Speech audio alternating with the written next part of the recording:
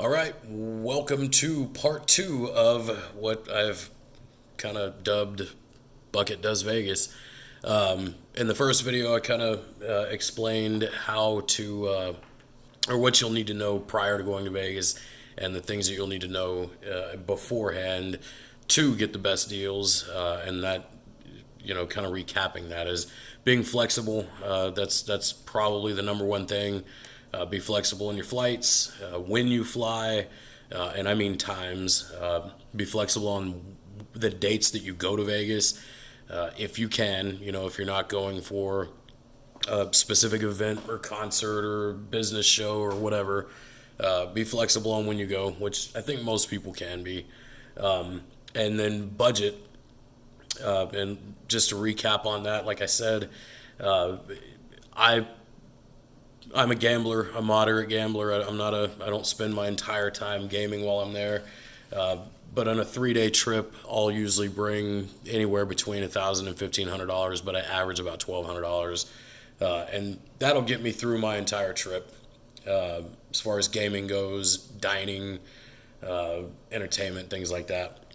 Because as a gambler, you win some, you lose some. So, that if I budget $300 a day, and I hit a couple $100 here and there, whether it be on a table or a slot machine, then that kind of covers my dining expenses and drinking expenses and things of that nature. So now let's start getting into the booking process. So we've already determined that why we're going to Las Vegas, and for this video series purposes, we're just going to have fun. I'm not going for a convention because, like I mentioned before, and we all know, it is not cheap during those times. And this particular booking, I'm just booking myself.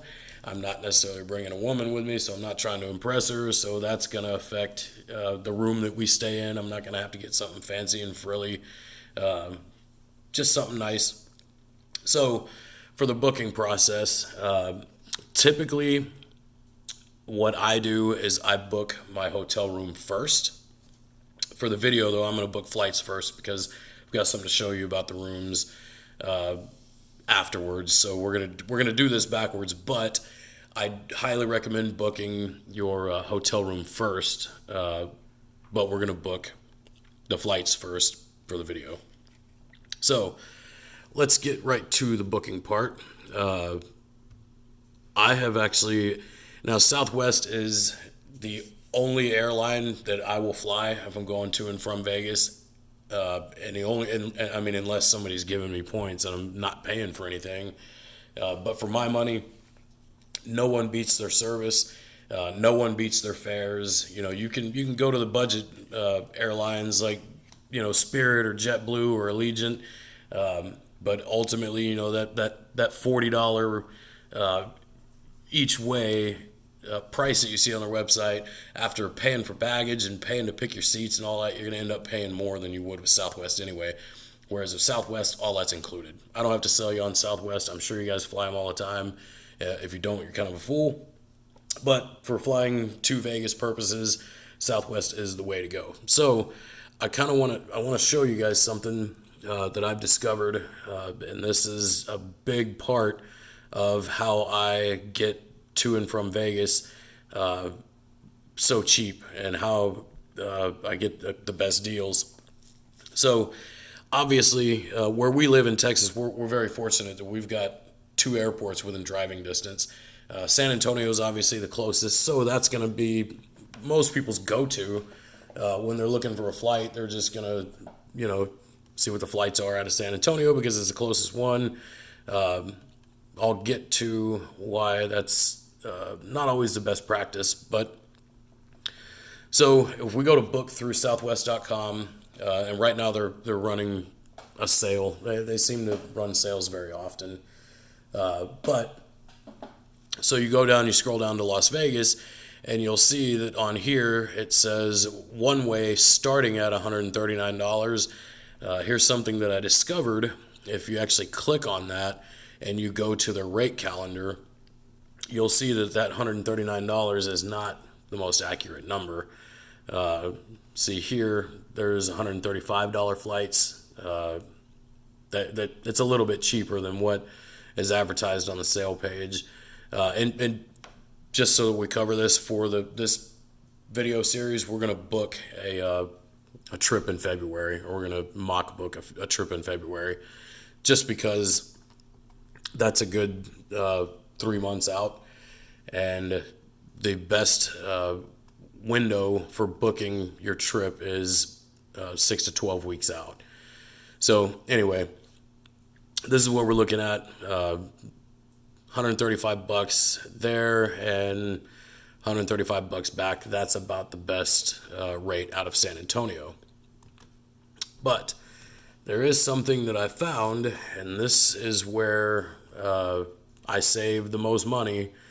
And like I mentioned, we're very fortunate to have multiple major airports within driving distance. With Austin Bergstrom being only another 15 minutes longer than it would take to get to the San Antonio airport. That's, of course, pending traffic. But, and this is huge, so if you go onto their sale page and you scroll down and find Las Vegas, it shows here that it is $144 starting at each way, right?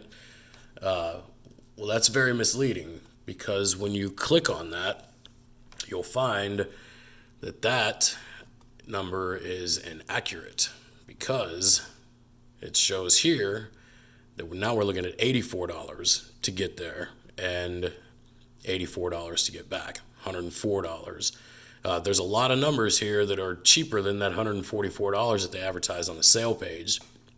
So this is my flight trick. This is where I end up saving the most money, is because I fly out of Austin and their rates are a lot better.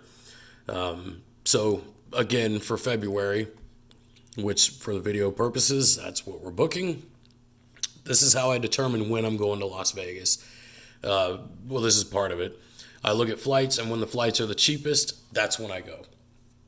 And like I mentioned before, I typically stay either Sunday through Wednesday or Monday through Thursday. So that's what I'm going to be looking at. The Sunday rates, which the cheapest here is $84. So we're going to pick February 9th through the 12th, or the 10th through the 13th, just whichever one ends up being the cheapest. Those 3 or 4 days, that's going to be when we're going to book the trip. So Sunday, February 9th, $84. Coming back on the 12th, $84. Now this is where the flexibility comes into play. Don't be afraid to get on those either early morning flights or the evening flights, because like I said, if you get to Vegas if your flight gets there at 9 o'clock at night, their time, you're still in good shape. Vegas is still wide open and things are still happening, especially, on a weekend or what have you. But for my purposes, for the video's purposes, I'm trying to do this the cheapest. I'm not afraid to get on a plane at 7:45 in the morning. It's not optimal. It's not what I would choose to do if I had a bigger budget. But, for budgeted purposes, that's what we're doing, is I'm going to book the cheapest flights. Actually, I may cheat on this one. So $84 going, leaving at 7:45 in the morning. The 5:40 a.m., if I were to book that, which I wouldn't be opposed to that, because if you think 5:40 a.m. Vegas time, that's really 7:40 a.m. Texas time. So we're pretty much already on that schedule biologically anyway. So I'm up at 7:30 in the morning every morning before I'm going to work. So what's the difference? I'm just a couple states over. So if we booked it that way, we'd be looking at $168 round trip. The flight times aren't optimal, but you want to spend a few extra bucks, get a couple extra hours of sleep, then you're looking at $104. Now you're at $188 round trip. Either way, those two numbers are good numbers. That's a whole lot cheaper than flying out of San Antonio, where it was it being about $270 round trip if you booked it at their cheapest rates. So save about $100 flying out of Austin. So currently we're whatever. Let's say it's $168. So that's the first part of your budgeting is your airfare, and I think that's a decent price. And a lot of people wouldn't think, or probably don't think, to check multiple airports, but do because obviously it's paid off. And also, just to show you, I think Houston is the same way. Flying out of Houston, or actually, let's go to the sale page just to see what kind of difference there is. Flying out of Houston, I think it's the same way. I think it shows, one thing on the sale page as being the lowest rate each way, but then when you click it, it's a lot cheaper.